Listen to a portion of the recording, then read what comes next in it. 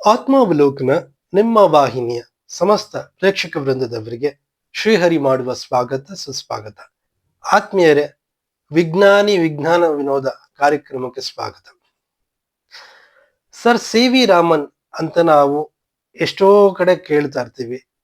ಕೇವಲ ನಮ್ಮ ಭಾರತದ ರಾಷ್ಟ್ರೀಯ ವಿಜ್ಞಾನ ದಿನ ಫೆಬ್ರವರಿ 28 ಏನಿದೆ ಆ ತಾರೀಕಿಗೆ ಬಂದ್ರೆ ಮಾತ್ರ ಸಿ.ವಿ. ರಾಮನ್ ಅಂತ ಹೇಳಿ ಇಡೀ ಟಿವಿ ಚಾನೆಲ್ ನಲ್ಲಿ ಇರ್ಬೋದು, ಪತ್ರಿಕೆಗಳಿರ್ಬೋದು, ಇಲ್ಲೆಲ್ಲ ಕೇಳ್ತಾ ಇರ್ತೀವಿ. ಸಿ.ವಿ. ರಾಮನ್ ಅವರನ್ನ ಕೇವಲ ವರ್ಷಕ್ಕೆ ಒಂದ್ಸಲಿ ಮಾತ್ರ ನೆನೆಯಬೇಕೆ? ಖಂಡಿತ ಇಲ್ಲ. ಅವಾಗ ನೆನೆಯೋದ್ರಿಂದ ನಮಗೂ ಕೂಡ ಅವ್ರ ಅಂಶದಲ್ಲಿ ಒಂದು ಉಗ್ರಷ್ಟಾದ್ರೂ ಅವರ ಅಂಶವನ್ನ ಗಳಿಸಲಿಕ್ಕೆ ಸಾಧ್ಯ ಆಗುತ್ತೆ ಅಲ್ವಾ?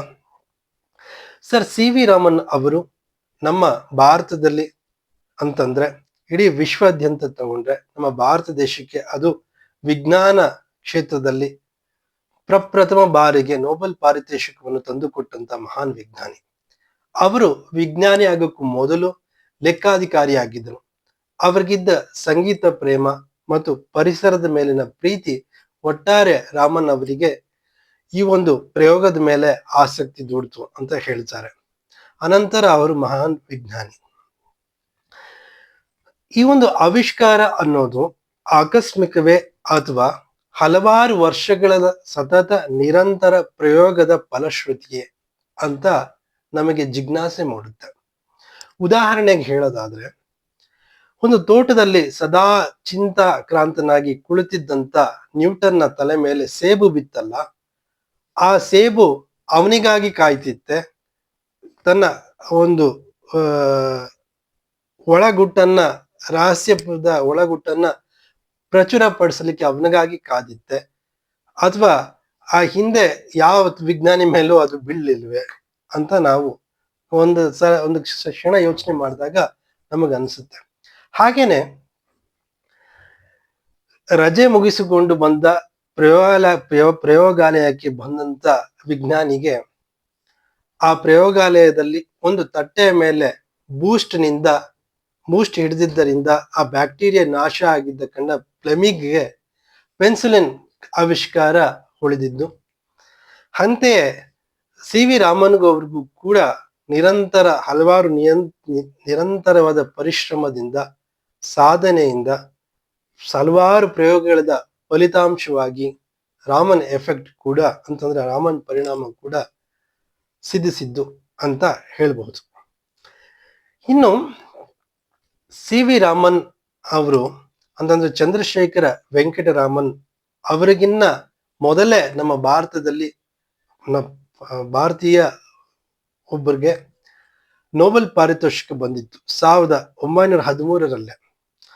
ಅವರು ರವೀಂದ್ರನಾಥ್ ಠಾಕೂರ್ ಸಾಹಿತ್ಯ ಕ್ಷೇತ್ರಕ್ಕೆ ಬಂದಿತ್ತು. ಅನಂತರ ಇವರಿಗೆ ವಿಜ್ಞಾನ ಕ್ಷೇತ್ರದಲ್ಲಿ ಪ್ರಪ್ರಥಮ ಇವರಿಗೆ ಅಂತ ನಾವು ಅದನ್ನ ನೋಟ್ ಮಾಡ್ತೇವೆ. ರಾಮನ್ ಅವರ ದಿನಚರಿ ಹೇಗಿತ್ತು, ಸಿ.ವಿ. ರಾಮನ್ ಅವರು ದಿನಚರಿ ಹೇಗಿತ್ತು, ಅವರ ವಿಜ್ಞಾನ ಪ್ರಯೋಗಾಲಯ ಹೇಗಿತ್ತು, ಅವರಿಗಿದ್ದ ಆಸಕ್ತಿಗಳ ವಿಚಾರ ಯಾವುದು, ಅವರಿಗಿದ್ದ ಹವ್ಯಾಸಗಳು ಯಾವುದು, ಮತ್ತೆ ರಾಮನ್ ಎಫೆಕ್ಟ್ ಅಂತಂದ್ರೆ ಏನು, ಅದರ ಪರಿಣಾಮ ಏನು, ಅವರು ಕಂಡುಹಿಡಿದಂತ ಸಿ.ವಿ. ರಾಮನ್ ಎಫೆಕ್ಟ್ ಅಂತ ಏನ್ ಹೇಳ್ತೀವಿ ಅದು ಮುಂದಿನ ಸಂಚಿಕೆಯಲ್ಲಿ ನಿರರ್ಗಳವಾಗಿ ಸಂಕ್ಷಿಪ್ತವಾಗಿ ಅಲ್ಲದೆ ಇದ್ರು ಒಂದು ಪಕ್ಷಿ ನೋಟದಂತೆ ನಾನು ವಿವರಿಸ್ತೇನೆ ಅಂತ ಹೇಳ್ತಾ, ಇವತ್ತಿಗೂ ಕೂಡ ಆ ರಾಮನ್ ಪರಿಣಾಮವನ್ನ ಮಂಡಿಸಿದ ದಿನದಂದೇ ಸಿ.ವಿ. ರಾಮನ್ ಅವರು ಫೆಬ್ರವರಿ 28ನೇ ತಾರೀಕು ತಮ್ಮ ಪ್ರಯೋಗವನ್ನ ಮಂಡಿಸುತ್ತಾರೆ. ಅದೇ ದಿನದಂದು ಇಡೀ ಅವತ್ತಿನ ಸರ್ಕಾರ ಭಾರತದ ರಾಷ್ಟ್ರೀಯ ವಿಜ್ಞಾನ ದಿವಸ್ ಅಂತ ಅವರಿಗೆ ಗೌರವಾರ್ಥವಾಗಿ ಆ ಒಂದು ಆಚರಣೆಯನ್ನ ಹೊರಡಿಸುತ್ತೆ.